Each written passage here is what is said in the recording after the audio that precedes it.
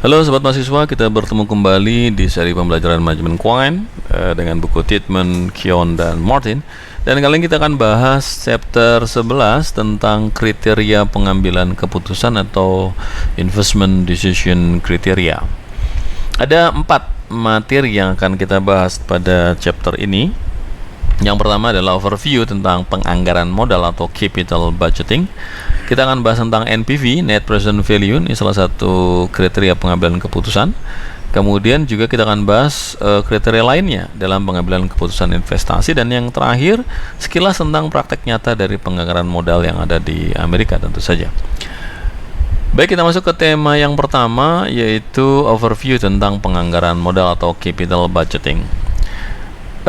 Ketika Disney melakukan keputusan investasi untuk membangun Disneyland Park di California dengan nilai 17,5 juta US dollar, hal ini merupakan suatu keputusan penganggaran modal yang sangat besar. Apa dampaknya keputusan ini bagi Disney? Kalau dikaitkan dengan penganggaran modal, tentu saja Disney sudah memperkirakan sedemikian rupa berapa jumlah yang harus mereka investasikan. Nah, dikaitkan dengan chapter ini tentu saja kita akan fokus dengan pada bagaimana manajer-manajer di Disney itu mengambil keputusan dengan nilai yang cukup besar di tahun tersebut, 17,5 juta US dollar untuk membangun Disney Park. Tentu saja Anda harus hitung dulu berapa jumlah return yang akan bisa Anda hasilkan dari investasi seperti ini, dan pengambilan keputusannya kita akan gunakan beberapa cara yang akan kita bahas. Jadi apakah dampak keputusan ini bagi Disney? Ya, mari kita lihat. Dalam proses penganggaran modal ada 2 fase yang bisa kita gunakan. Yang pertama, manajemen perusahaan melakukan identifikasi atas peluang-peluang investasi yang menjanjikan. Contoh tadi Disney ditawarkan untuk membuka Disneyland Park. Mereka akan melihat ini adalah suatu peluang, bagi mereka adalah suatu peluang investasi yang menjanjikan. Kenapa? Karena banyak orang yang senang dengan amusement, dengan hiburan. Seperti kalau di Indonesia, di Jakarta ada Dufan, dunia fantasi, dan bisa lihat sekian puluh tahun mereka masih bertahan hingga saat ini, dan investasinya sangat menjanjikan atau potensial. Fase yang kedua adalah potensi penambahan nilai dari peluang investasi tersebut bagi pemegang saham perlu dievaluasi secara menyeluruh. Jadi setelah Anda mengetahui bahwa itu adalah suatu peluang investasi, maka peluang-peluang ini kita lakukan evaluasinya. Seperti apa? Kita akan bahas ya. Sebelum ke kriteria pengambilan keputusan, jadi apa saja cara-cara mengambil keputusan, kita bahas dulu apa itu jenis-jenis proyek investasi modal atau capital investment. Ada 3 jenis proyek investasi modal. Yang pertama adalah proyek investasi yang meningkatkan pendapatan, revenue enhancing investment. Yang kedua adalah proyek investasi untuk mengurangi biaya, cost reduction investment. Dan yang ketiga adalah proyek investasi wajib atau mandatory investment, karena ada perintah atau mandat dari pemerintah. Kembali ke sini untuk lebih detailnya Anda bisa lihat di buku teks ya. Jadi apa saja contoh-contoh investasi yang meningkatkan pendapatan. Setiap proyek otomatis tujuannya untuk meningkatkan pendapatan. Namun Anda bisa lihat yang nomor 2 ada investasi untuk mengurangi biaya. Contohnya apa? Gitu ya. Anda bisa lihat di buku teks. Biasanya contohnya adalah misalkan Anda membeli peralatan baru, di mana dengan peralatan baru cost per unit atas ongkos produksi yang Anda keluarkan menjadi lebih rendah. Atau ada proyek mandatori karena ada perintah dari pemerintah. Nah, apapun jenis proyek yang Anda lakukan, Anda bisa menggunakan model-model pengambilan keputusan. Ya, kita dapat menggunakan beberapa alat analisis untuk menentukan kelayakan proposal suatu investasi. Yang pertama adalah NPV, kedua adalah EAC, Equivalent Annual Cost (EAC). Kemudian yang ketiga adalah Profitability Index (PI), dan yang ketiga adalah Internal Rate of Returns atau IRR, dan yang terakhir adalah Discounted Payback Period atau DPP. Saya akan gunakan bahasa Indonesia saja: NPV, EAC, PI, IRR, dan DPP. Mari kita bahas satu persatu. Yang pertama adalah Net Present Value (NPV). NPV adalah selisih atau perbedaan antara nilai saat ini atau present value dari arus kas masuk dengan nilai saat ini dari arus kas keluar. Sehingga pada dasarnya NPV ini mengestimasi berapakah jumlah kekayaan bersih atau net wealth yang dihasilkan oleh suatu proyek. Anda bisa bayangkan gitu. Jadi NPV ini sebenarnya Anda membandingkan berapa PV, present value dari arus masuk, cash inflow, dan berapa present value dari cash outflow. Selisihnya itu yang kita sebut dengan NPV. Bagaimana kriteria pengambilan keputusannya? Kalau Anda menggunakan alat NPV, maka kriteria pengambilan keputusan adalah proyek investasi akan Anda terima, jadi dapat diterima apabila NPV proyeknya bernilai positif.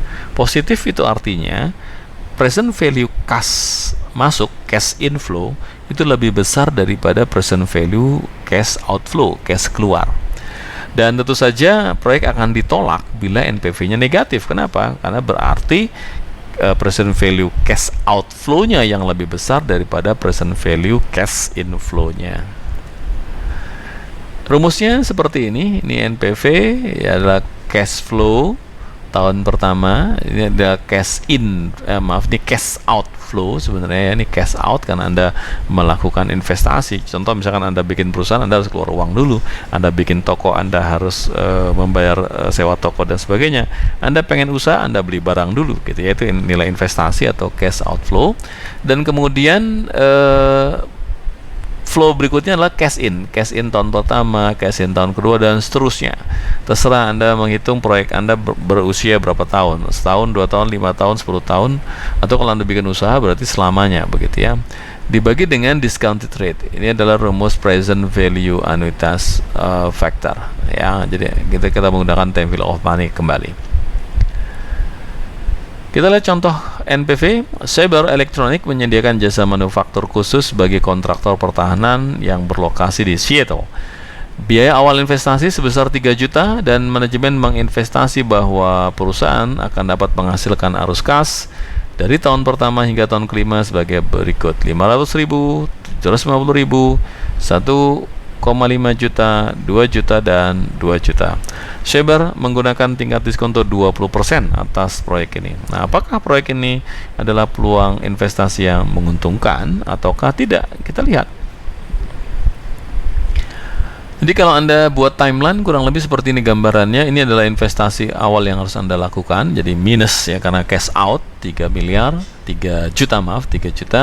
Dan kemudian ini tahun pertama cash inflow-nya, ini tahun kedua, tahun ketiga, tahun keempat, dan seterusnya sampai dengan tahun kelima dengan tingkat diskonto 20%. Semuanya Anda present value kan. Hasilnya kalau positif berarti net present value-nya positif. Kalau hasilnya negatif berarti net present value-nya negatif. Baru Anda putuskan sesuai dengan kriteria pengambil keputusan pada NPV. Kita perlu menganalisis apakah proyek ini merupakan suatu peluang investasi yang menguntungkan ataukah tidak. Hal ini dapat dilakukan dengan cara menghitung NPV dari proyek tersebut, yaitu suatu nilai yang menggambarkan nilai saat ini dari seluruh arus kas. Untuk menghitung NPV ini kita dapat menggunakan formulasi matematika, menggunakan kalkulator science atau financial, atau Anda menggunakan Excel spreadsheet. Kalau menggunakan rumus matematika, tadi rumus yang tadi ini Anda masukkan satu persatu angkanya dan kemudian Anda bisa hitung. Ya, kurang lebih seperti ini hasilnya. Saya tidak bahas bagaimana penghitungannya, nanti Anda cek kembali. Hasilnya adalah 573.817.817 atau Anda lihat sini adalah positif. Jadi kita tidak lihat angkanya dulu, tapi kita lihat apakah positif atau negatif. Kalau Anda menggunakan Excel 573817 dan Anda menggunakan kalkulator sains, juga hasilnya kurang lebih akan sama. Proyek ini membutuhkan investasi awal sebesar 3 juta dan menghasilkan arus kas masa depan dengan nilai present value positif 537.813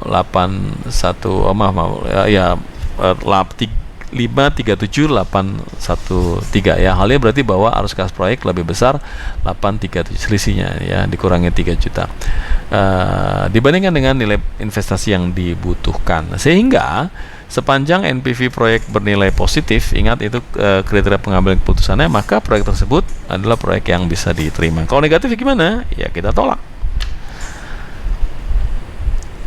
Proyek investasi ada yang bersifat independence, ada proyek investasi yang bersifat mutually exclusive. Jadi kalau Anda lihat di awal tadi ada proyek investasi, ada yang enhancing revenue, ada yang cost reduction, dan ada yang mandatory begitu. Maka selain itu juga ada sorry, kita ulangi, cut 3, 2, 1. Proyek investasi ada yang bersifat independen dan ada proyek investasi yang bersifat mutually exclusive. Jadi kalau di slide awal tadi sana ada tiga jenis proyek investasi, ada enhancing revenue investment, kemudian ada cost reduction project gitu, dan kemudian ada yang mandatory. Maka selain itu juga ada proyek yang bersifat independen artinya terpisah, ya, tidak saling terkait atau bebas, dan ada proyek yang sifatnya mutually exclusive atau saling berkaitan. Proyek investasi independen adalah proyek yang berdiri sendiri, stand-alone, dan dapat dilaksanakan tanpa dipengaruhi oleh diterima atau ditolaknya proyek lain. Contoh misalkan katakanlah ada 3 proyek dalam area yang sama. 3 proyek itu dilakukan oleh pengembang A, oleh perusahaan A gitu ya, kemudian oleh perusahaan B dan perusahaan C yang saling terpisah. Di mana proyek ini sama-sama bangun gedung gitu yang tidak ada hubungannya, ya maka ini disebut dengan proyek independence ya, atau proyek investasi yang bersifat independen. Masing-masing tidak ada keterkaitannya. Kemudian ada proyek mutually exclusive, yaitu proyek yang bergantung pada diterima atau ditolaknya proyek lain. Contohnya misalkan saja ini, tadi Anda diminta membangun satu bangunan di daerah reklamasi, tetapi area tersebut masih berupa pantai dan belum direklamasi. Nah, tentu saja Anda akan bisa membangun gedung tersebut apabila proyek reklamasinya sudah dilaksanakan.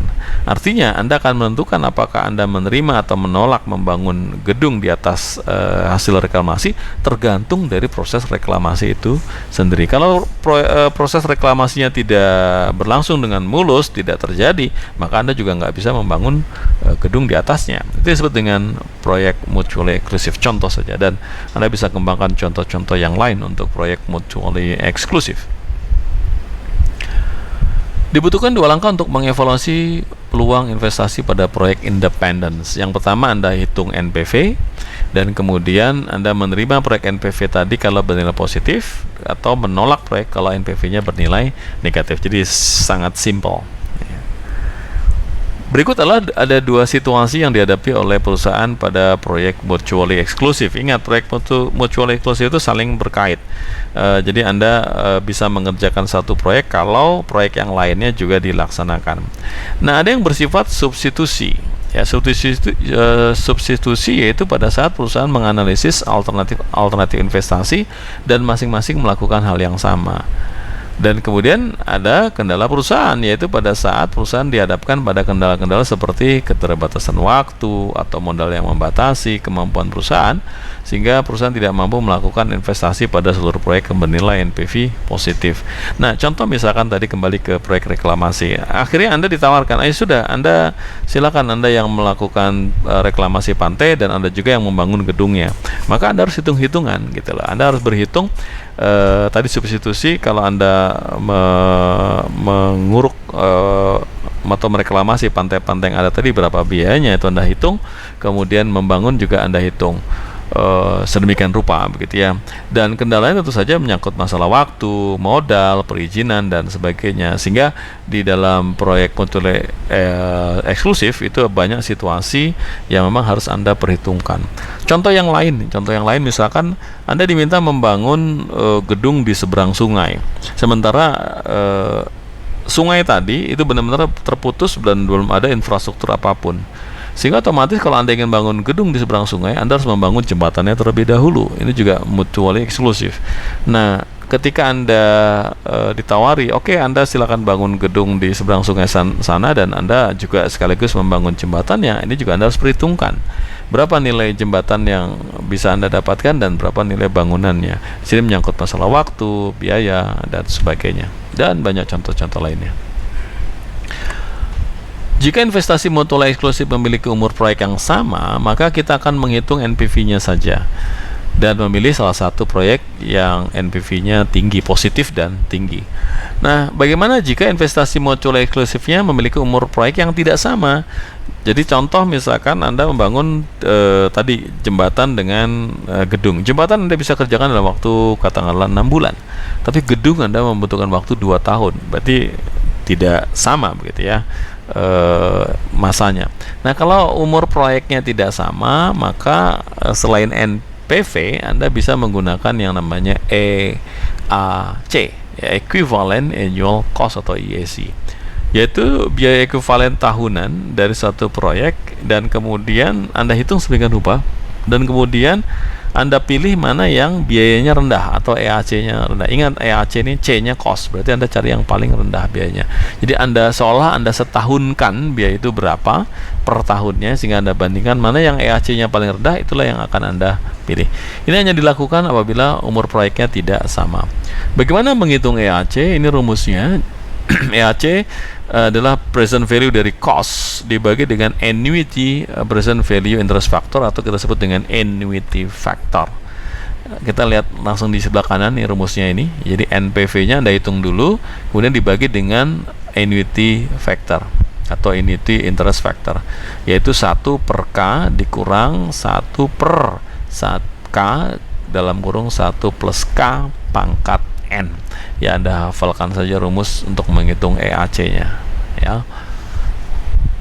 Mari kita lihat contoh menghitung EAC. Berapakah nilai EAC dari sebuah mesin yang bernilai 50.000, membutuhkan biaya pemeliharaan dan operasional per tahun 6.000, dan masa manfaatnya selama 6 tahun. Asumsikan bahwa tingkat diskonto yang diharapkan adalah 9% dan tidak ada nilai sisa dari mesin tersebut. Selain itu, Anda berniat untuk mengganti mesin ini pada akhir masa manfaat dengan mesin sejenis yang biayanya relatif hampir sama. Anda buat timelinenya ya kurang lebih seperti ini gambarannya, cash inflow-nya. Di sini ada minus 50, minus 6.000 dan seterusnya. Ini karena bicara cost ya, ini biaya dengan K 9%. Dan total biaya ini Anda present value kan gitu ya, maka itulah EAC-nya. Pada kasus ini kita perlu menghitung nilai EAC-nya, di mana nilai EAC ini memberikan gambaran mengenai biaya tahunan dari mesin tersebut selama 6 tahun. EAC dapat dihitung menggunakan persamaan matematika ataupun menggunakan financial calculator. Bagaimana dengan di Excel? Saya belum pernah mencobanya, sehingga saya tidak ada juga di sana. Kalau Anda menggunakan formula matematika, dibutuhkan 2 langkah. Anda hitung dulu NPV dari biaya yang terjadi dan baru menghitung EAC-nya. Ya, rumusnya tadi ada. Anda dulu hitung terlebih dahulu NPV-nya, sama seperti rumus sebelumnya, berapa cash out-nya, present value cash out, dan berapa present value dari cash inflow-nya. Di sini Anda bisa lihat NPV-nya negatif 76.915. Kalau negatif berarti proyek ini sebenarnya merugi begitu ya. Dan kemudian Anda hitung EAC-nya. Nah, EAC-nya rumusnya adalah NPV dibagi dengan annuity interest factor atau annuity factor 1 per K gitu, tambah dengan 1 K sampai dengan 1 plus K pangkat N. Anda cek kembali rumus tadi, nilainya adalah 4,4859, hasilnya minus 75. Ini adalah EAC-nya. Kalau Anda gunakan kalkulator financial kurang lebih seperti ini ya. Jadi NPV-nya minus 77.372, dan kemudian Anda bisa masukkan EAC-nya ini menggunakan ini simbol-simbol ini, dan hasilnya minus 17,145.86.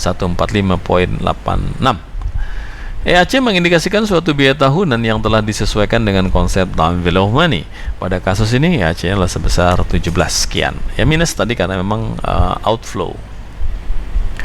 Kriteria lainnya dalam pengambilan keputusan investasi selain NPV dan EAC tadi adalah yang pertama profitability index atau PI. Ya, atau indeks profitabilitas diterjemahkan seperti itu, merupakan suatu rasio antara cost dengan benefit, yaitu nilai saat ini atau present value dari arus kas masa datang investasi dibagi dengan biaya awalnya. Jadi di sini berapa future value cash flow dibagi dengan initial investment, ya. Kriteria pengambil keputusannya, apabila PI-nya bernilai lebih dari 1, maka proyek bisa diterima karena NPV-nya positif. Kalau PI-nya kurang dari 1, itu mengindikasikan investasinya kurang baik karena NPV-nya sebenarnya juga negatif. Jadi sebenarnya mirip seperti NPV.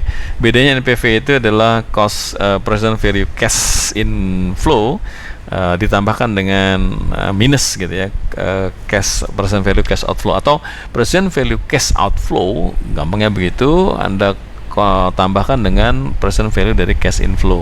Ingat, cash outflow itu minus gitu ya, sehingga kalau Anda jumlahkan dapat satu angka. Kalau positif berarti proyeknya diterima, kalau negatif NPV-nya proyek ditolak. Nah, kalau PV present value-nya agak berbeda, jadi bukan ditambah tapi dibagi.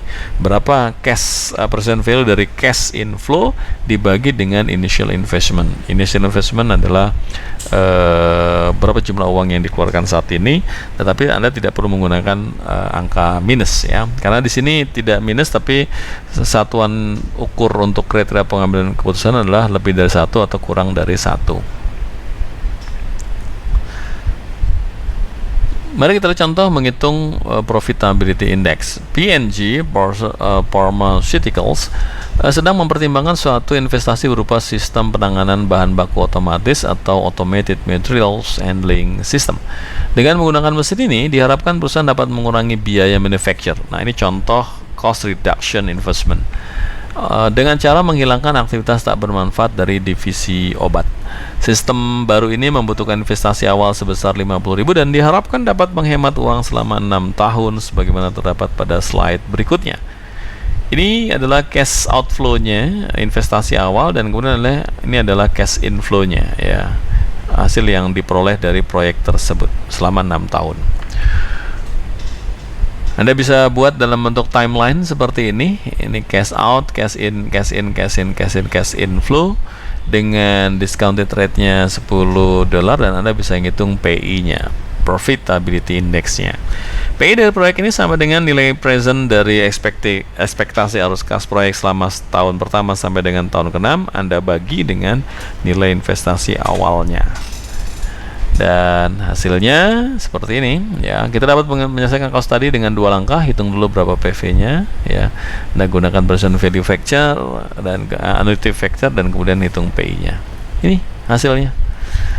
Ya, jadi ini angka-angka ini Anda present value kan, hasilnya adalah 53,681, dan kemudian Anda bagi dengan initial investment atau initial outlay 50.000, hasilnya positif.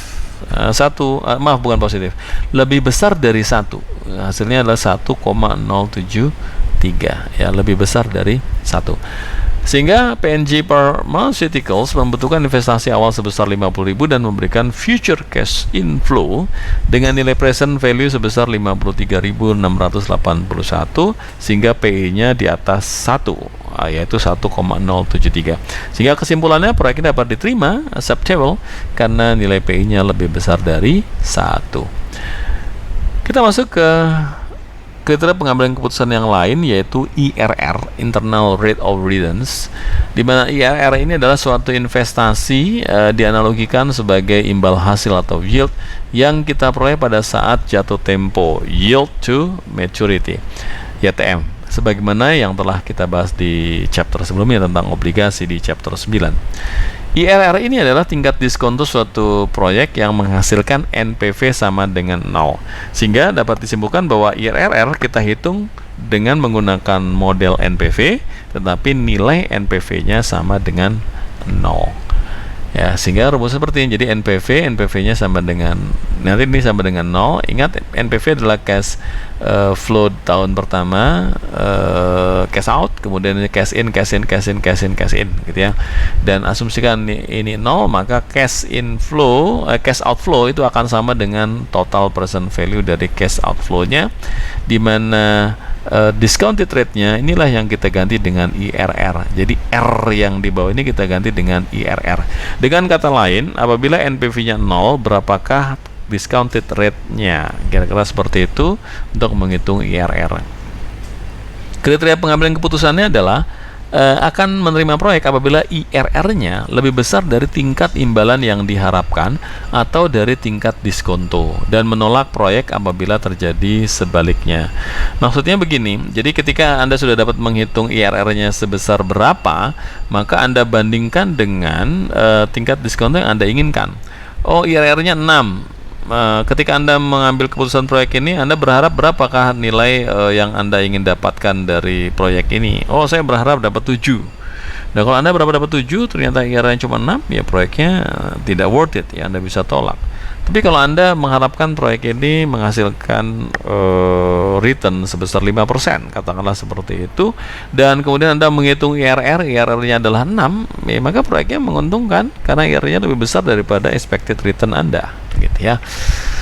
Dan menolak kalau proyeknya sebaliknya, yaitu IRR-nya lebih kecil daripada tingkat imbalan yang Anda harapkan.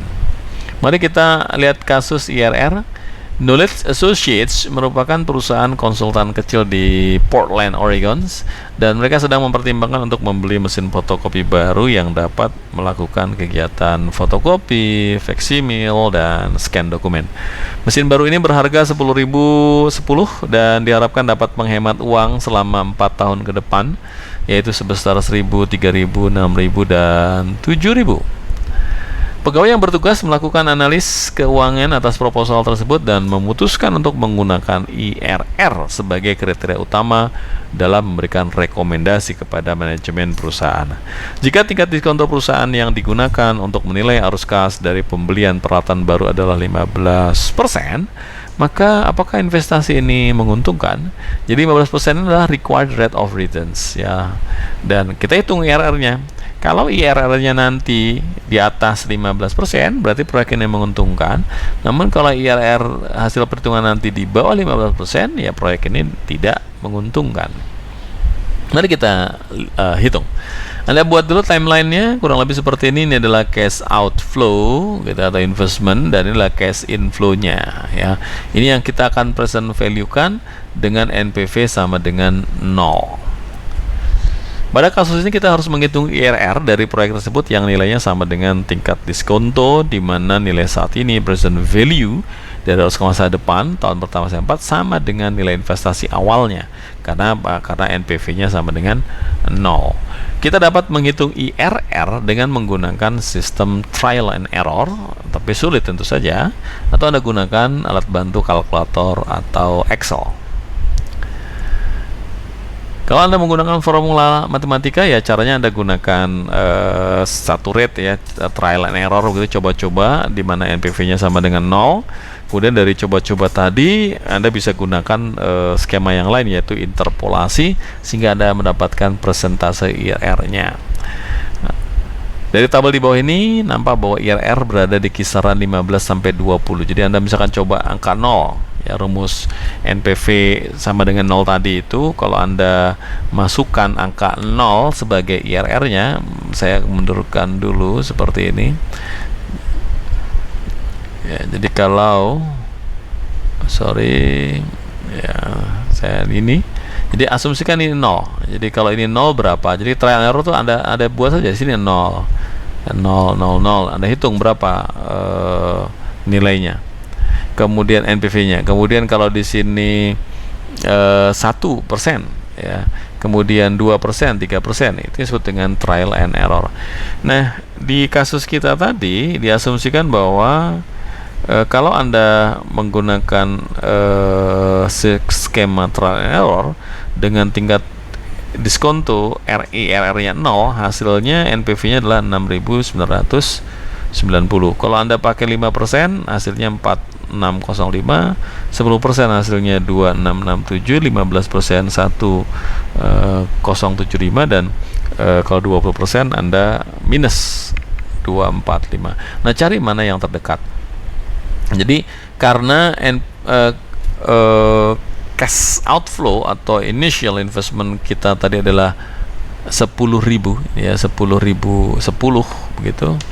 Ini ya 10.010, ya, maka Anda cari yang mendekati angka itu, ya, kurang lebih ada di sini,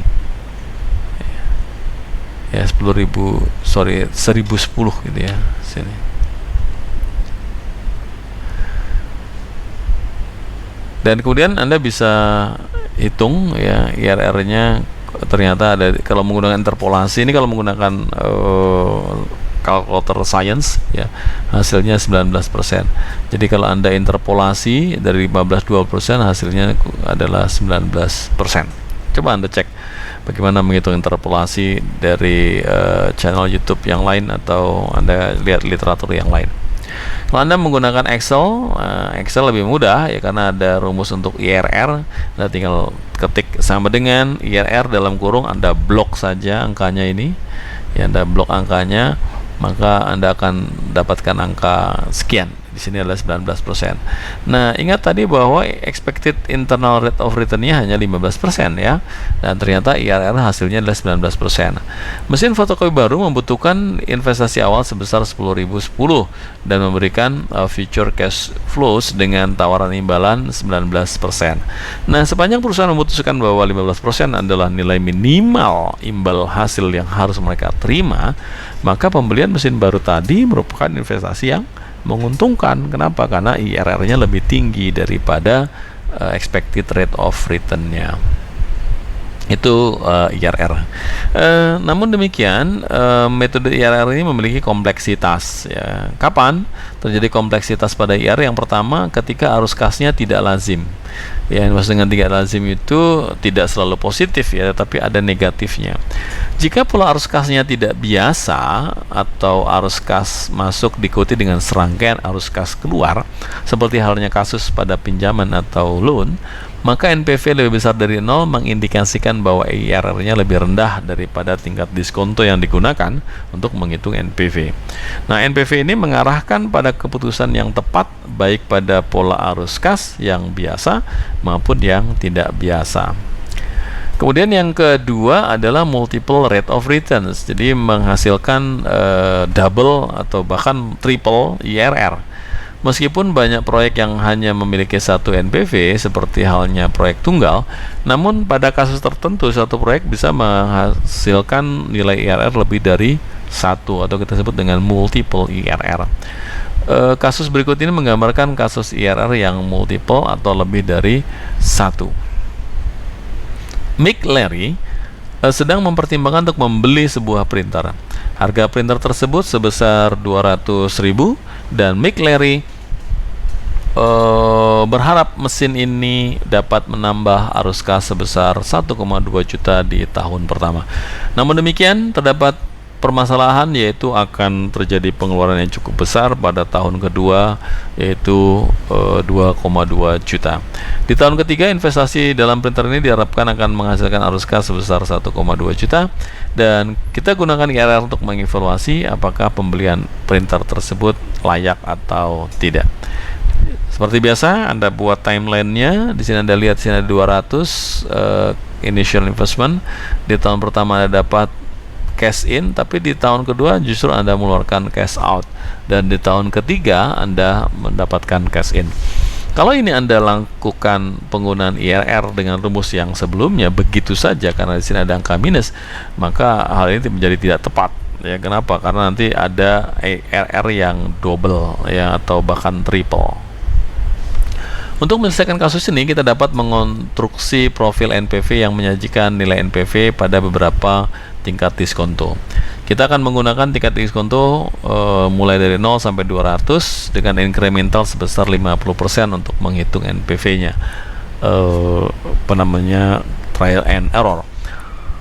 Profil NPV pada slide selanjutnya dihitung berdasarkan dari beberapa tingkat diskonto. Sebagai contoh, NPV pada tingkat diskonto 50% hasilnya adalah minus 22 sekian NPV-nya. Ingat, IRR itu NPV-nya harusnya sama dengan 0. Nah, Anda bisa lihat hasilnya seperti ini. Kalau discounted rate-nya 0, NPV-nya 0. Kalau 50 minus 22. Kalau Anda isi dengan angka 100, hasilnya 0.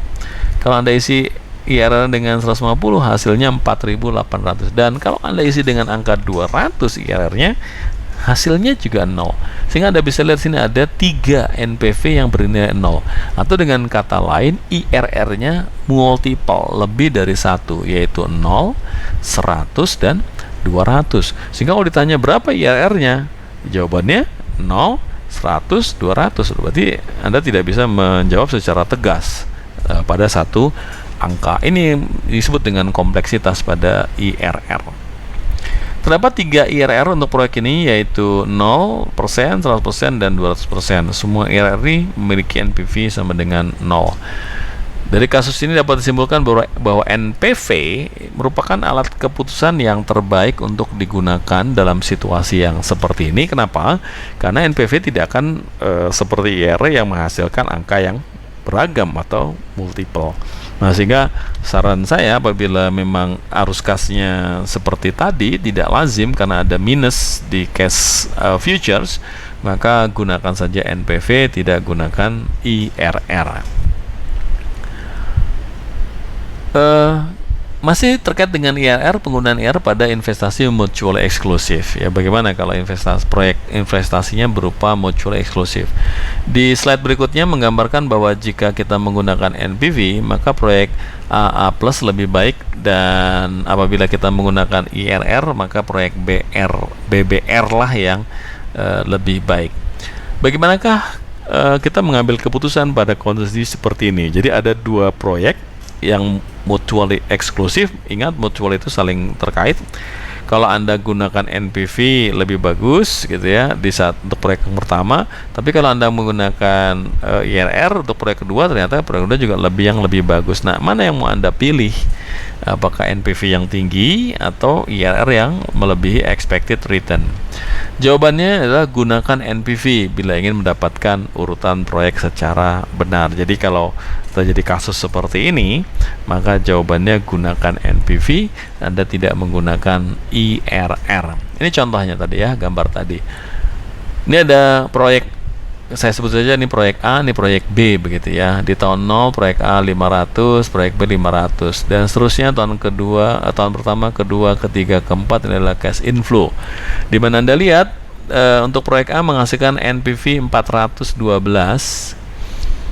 Untuk proyek B menghasilkan NPV 370. Sama-sama positif, berarti dua-duanya sama-sama diterima.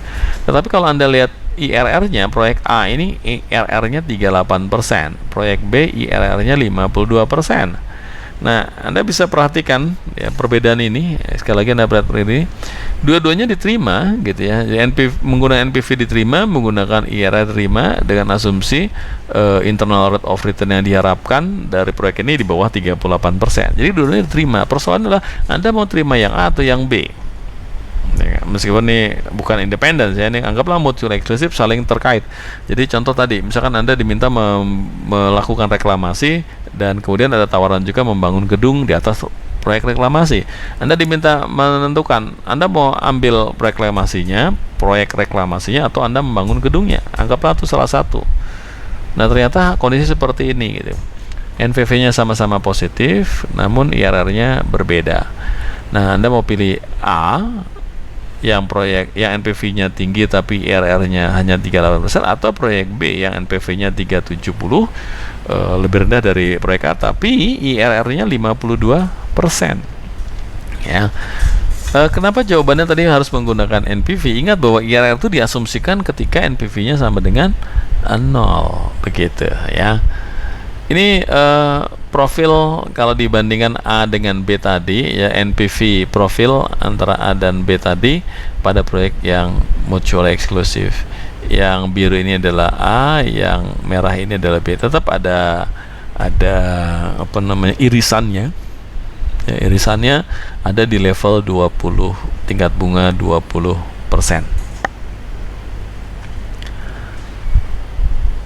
Anda juga bisa membuat ini estimated break-even discount rates ya. Jadi Anda bisa cek kembali materi tentang break-even point. Nah, kurang lebih seperti ini. Ya. Nah, ada cara lain yang kalau arus kasnya kompleks, Anda bisa menggunakan modified internal rate of returns. Jadi selain IRR, Anda bisa pakai MIRR, di mana MIRR ini mengeliminasi masalah-masalah yang terjadi pada kasus multiple IRR tadi. Di mana MIRR ini mengatur kembali arus kas proyek sedemikian rupa sehingga hanya terdapat satu tanda perubahan, positif atau negatif maksudnya, pada arus kas selama masa proyek. Ada dua langkah untuk menghitung MIRR, atau saya baca saja MIR. Memodifikasi, yang pertama, modifikasi arus kas proyek dengan mendiskontokan arus kas negatif masa depan dengan menggunakan tingkat diskonto tertentu. Nilai present atau nilai saat ini atau present value dari arus kas negatif ini kemudian ditambahkan ke pengeluaran awal atau initial outlay untuk membentuk arus kas proyek yang telah dimodifikasi. Yang kedua, Anda hitung MIRR atau MIR-nya, di mana MIR sama dengan IRR dari arus kas yang telah dimodifikasi. Seperti apa? Mari kita lihat ya.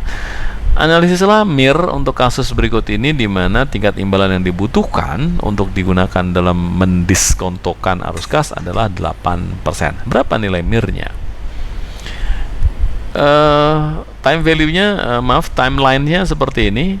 Ini ada tahun 0, 1, dan 2 dengan tingkat diskonto 8%. Cash flow-nya di sini ada minus. Ini adalah initial cash outflow atau initial investment. Kemudian di tahun pertama positif, tahun kedua negatif. Nah, kalau seperti ini maka yang negatif kita gabungkan dengan yang negatif. Anda lihat sini ada first signs, sini ke sini positif tapi ke sini negatif gitu ya, second sign change. Nah, untuk yang seperti ini kita kumpulkan, kita kelompokkan yang positif dengan yang positif. Anggaplah kalau di sini ada angkanya banyak begitu ya. Maka yang positif Anda gabungkan, kelompokkan dengan positif, yang negatif Anda kelompokkan dengan yang negatif. Apabila kita menggunakan IRR, maka kita akan mendapatkan nilai R yang beragam atau multiple sebagai akibat adanya dua tanda yang berbeda pada arus kas. Kita dapat menggunakan MIR dengan melakukan yang pertama, Anda diskontokan kedua tahun yang bernilai arus kas negatif tersebut ke tahun 0 dengan menggunakan diskonto 8%. Yang kedua, hitunglah MIR yang menghasilkan arus kas tahun 0 dan tahun ke-1. Artinya Anda kumpulkan. Jadi seperti yang tadi saya katakan, yang negatif di tahun kedua ini Anda kumpulkan ke tahun 0. Ya, Anda kumpulkan ke sana, sehingga di sini yang 235 kemudian ditambah dengan hasil present value 310 dengan tingkat diskonto 8% tadi, hasilnya adalah 265947. Sehingga total yang negatif cash flow-nya ini adalah 500. Kemudian di sini tetap ada 540. Sehingga Anda bisa dapatkan di sini ada positif, di sini ada negatif. Jadi negatif dikumpulkan negatif, positif kumpulkan dengan yang positif. Nah, hasilnya ketika Anda menghitung NPV sama dengan 0, maka Anda akan mendapatkan angka MIR, angka IRR yang kita sebut dengan MIR, Modified Internal Rate of Returns ya. Sehingga hasil modifikasi arus kasnya menjadi seperti ini ya. Dan kemudian Anda hitung IRR-nya, hasilnya adalah 7,9%. Tapi ingat, ini adalah Modified Internal Rate of Return. Nah, sekali lagi, kalau ada kasus seperti ini, yang terbaik adalah Anda menghitung NPV-nya saja, tidak memaksakan untuk menggunakan IRR atau MIR sebagai pengambilan keputusan. Kita dapat menghitung IRR dengan mengeliminasi nilai yang bertanda berbeda, tanda negatif, dan kemudian modifikasi arus kas tadi. Namun demikian, MIR tidaklah sama dengan IRR karena arus kas yang telah dimodifikasi tersebut didiskontokan dengan tingkat diskonto yang dipakai untuk menghitung NPV, di mana NPV-nya adalah sama dengan 0, atau tadi yang negatif tadi menggunakan tingkat diskonto yang sudah ada. Metode lain selain NPV, Profitability Index, kemudian IRR dan MIR adalah Payback Period atau PP. Payback Period adalah suatu peluang investasi dengan jumlah tahun atau berapa lama waktu yang diperlukan untuk memulihkan pengeluaran kas awal dari suatu investasi tersebut. Kriteria pengambilan keputusan adalah menerima proyek jika periode pengambilan kurang dari jumlah tahun maksimal yang telah ditetapkan sebelumnya. Ada beberapa keterbatasan dalam metode PP atau payback period, yaitu mengabaikan konsep time value of money. Ya, karena di PV kita tidak menggunakan time value of money, jadi teori time value of money tidak dipakai di sini. Kemudian yang kedua, mengabaikan arus kas yang menghasilkan atau yang dihasilkan dari proyek di luar periode payback. Dan yang ketiga, menggunakan kriteria cut off yang dilakukan semaunya itu tergantung yang menghitung PP siapa. Contohnya seperti ini keterbatasan dalam PP. Contohnya misalkan ini ada satu proyek jangka panjang, ini ada proyek jangka pendek. Ini ada cash flow annualnya, dan ini ada yang bersifat kumulatif. Nah, payback period, periode pengembalian ya, payback period, periode pengembalian. Jadi Anda tinggal hitung begini. Anda mengeluarkan modal 100 kira-kira begitu ya. Berarti minus 100. Kemudian tahun pertama Anda dapat 70. Berarti modal Anda sudah berkurang menjadi tinggal 30. Artinya modal awal Anda sudah dikembalikan dan Anda masih punya 30 lagi modal yang masuk dalam proyek. Dan kemudian di tahun kedua Anda mendapatkan cash inflow 30. Berarti kumulatifnya menjadi 0. Karena artinya apa? Sudah balik modal. Jadi Anda modal 100.000, kemudian tahun pertama Anda dapat 70 dan tahun kedua dapat 30. Berarti di tahun kedua Anda sudah balik modal. Itu disebut dengan payback period. Nah, sehingga Anda bisa katakan bahwa payback period dari proyek long ini adalah 2 tahun. Begitu. Nah, demikian pula seterusnya gitu ya. Ada tahun ketiga, tahun 4, tahun kelima. Demikian pula dengan proyek yang jangka pendek. Nilainya 100 ya, kemudian Anda dapat 50, dapat lagi 50, maka berarti dia sudah balik modal. Nah, jadi sesederhana itu payback period. Anda tinggal lihat berapa jumlah balik modalnya. Nah, persoalannya begini, Anda lihat yang proyek long, proyek short. Yang proyek long sebenarnya di tahun ketiga, tahun keempat, tahun kelima Anda masih bisa menghasilkan pendapatan. Nah, pendapatan yang dihasilkan di tahun ketiga, keempat, lima tidak diperhitungkan, tidak dipertimbangkan. Itulah yang menjadi keterbatasan payback period. Padahal di yang short memang tidak ada di sini 0 ya tidak perlu dipertimbangkan. Nah, itulah keterbatasan payback period, tidak menggunakan time value of money dan mengabaikan arus kas berikutnya di tahun-tahun setelah angka payback period tersebut. Ada kayak IRR tadi ada modified-nya gitu ya, jadi ada MIR-nya. Nah, payback period juga ada modifikasinya, disebut dengan discounted payback period. Jadi kalau payback period tadi tidak mempertimbangkan time value of money, maka payback period bisa mempertimbangkan time value of money, namun kita sebut sebagai discounted payback period. Nah, pendekatan discounted payback period sama dengan pendekatan payback period atau PP. Bedanya ialah metode ini menggunakan arus kas yang didiskontokan untuk menghitung periode pengembaliannya sampai kapan. Jadi kalau misalkan kita kembali ke angka ini tadi ya, kalau payback period seperti ini, kalau discounted maka angka yang ini 70 dan 30 harus didiskontokan dulu untuk menentukan berapa present value-nya ya. Kriterianya sama dengan PP, menerima proyek apabila nilai discounted payback periodnya lebih rendah dari jumlah tahun yang ditetapkan sebelumnya. Maksudnya seperti apa? Ya, maksudnya ke sini. Jadi misalkan perusahaan ingin mengambil proyek jangka panjang dengan asumsi bahwa payback periodnya 3 tahun gitu ya. Kayak saya pengen 3 tahun modal saya balik. Ternyata dari hitungan ini di tahun kedua sudah kembali modal Anda, ya maka proyek ini Anda terima. Nah, misalkan payback periodnya ada di angka tahun keempat. Kemudian Anda tadi mengatakan bahwa proyek saya ingin balik modal di tahun ketiga. Ternyata hitungan Anda payback periodnya tahun keempat. Ya, maka proyek nggak perlu diterima. Kenapa? Karena Anda berharap selesai pengembalian modal di tahun ketiga. Ternyata menurut penghitungan payback period baru bisa dikembalikan setelah tahun atau pada tahun keempat. Yang seperti itu Anda tolak. Ya. Ini contoh discounted payback period dengan tingkat diskonto 5,17% ya. Sebenarnya sama seperti tadi 70-30, hanya bedanya yang 70 ini Anda diskontedkan, yang 30 Anda diskontedkan, 30 juga didiskontedkan, 25 didiskontedkan dan seterusnya. Sehingga ada hitung totalnya 59 tambah 21 masih 18 baru dia 478, atau dengan kata lain di tahun ketiga lah menggunakan discounted payback period modalnya sudah kembali.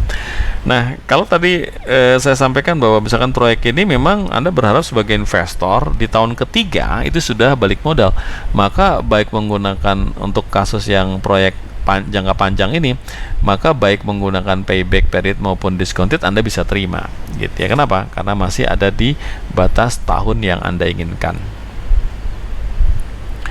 Dan terakhir kita bicara tentang sekilas praktek penganggaran modal pada dunia nyata atau capital budgeting yang ada di Amerika. Ini bisa Anda screen capture, Anda bisa post untuk Anda baca ya, teknik dasar penganggaran modal capital budgeting atau resumenya. Ini baik dari NPV, EAC tadi ya, ada PI, Profitability Index, ada IRR, ada MIR, ada payback dan discounted payback. Ini adalah resumenya ya, jadi silakan Anda baca kembali. Bagaimana praktek yang terjadi di dunia nyata? Di gambar berikutnya menyajikan suatu survei, hasil survei yang di mana respondennya adalah manajer keuangan atau CFO, Chief Financial Officer, perusahaan-perusahaan besar di Amerika.